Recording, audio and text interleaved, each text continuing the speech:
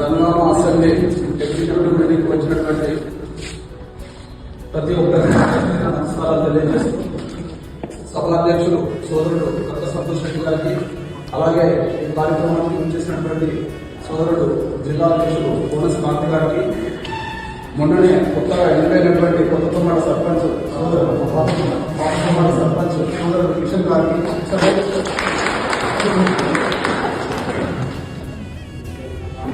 దూర్పేట మండలాధ్యక్షుడు, ముఖ్యంగా ఏంటంటే మొన్న పోటీలో ఎవరైతే ఉన్నారో వాళ్ళందరికీ ముందుగా శుభాకాంక్షలు తెలియజేస్తున్నారు. ఓడిపోయినా సరే అతనికి ఫెయిల్ అవ్వదు, బాధపడదు. కాంటెస్ట్ చేయడం ఇంపార్టెంట్ ఫస్ట్. పోటీలో నిలబడడానికి మనసులో బలంగా మనం ఆలోచన తీసుకోవడం ఇంపార్టెంట్ ఫస్ట్.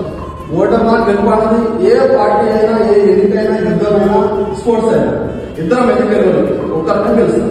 ఆ లోపం ఎక్కడ జరిగింది మళ్ళీ రిపీట్ కాకుండా చూసుకోవాల్సిన బాధ్యత మనం మీద ఉంది. కాబట్టి మొన్న ఎన్నికల్లో పోటీ చేసినటువంటి వార్డు సభ్యులు కావచ్చు, సర్పంచ్ కావచ్చు, వాళ్ళందరికీ ముందుగా పేరు పేరున శుభాకాంక్షలు తెలియజేస్తున్నాం.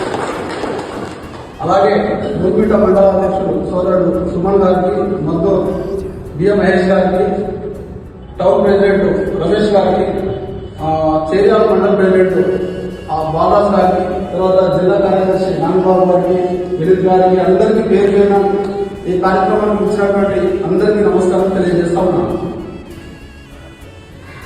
చాలా మంది ఏంటంటే నేను కూడా అక్కడ బాధను అనుభవించి వచ్చిన కూడా నేను 2011 సర్పంచ్ గా ఓడిపోయాను 2021.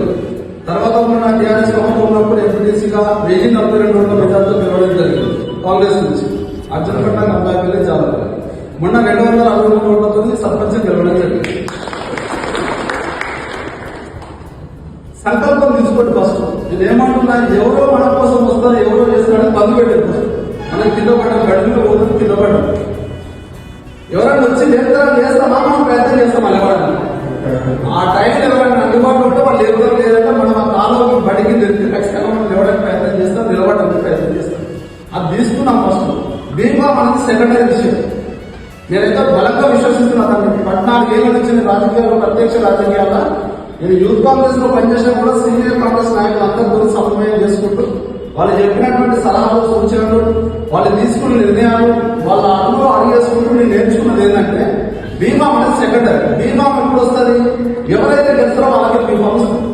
నేను బీమా ఇవ్వలేదంటే మీరైతే అసమర్థులని చెప్పి చెప్పలేదు, మనం ప్రయత్నం చేయలేదని అంటారు. ఇప్పుడు మన సీఎం గారు రేవంత్ రెడ్డి చెప్పాడు. రేవంత్ రెడ్డి గారు తెలంగాణ రాష్ట్రంలో 119 మందికి బీమా పెన్షన్ అయ్యేది.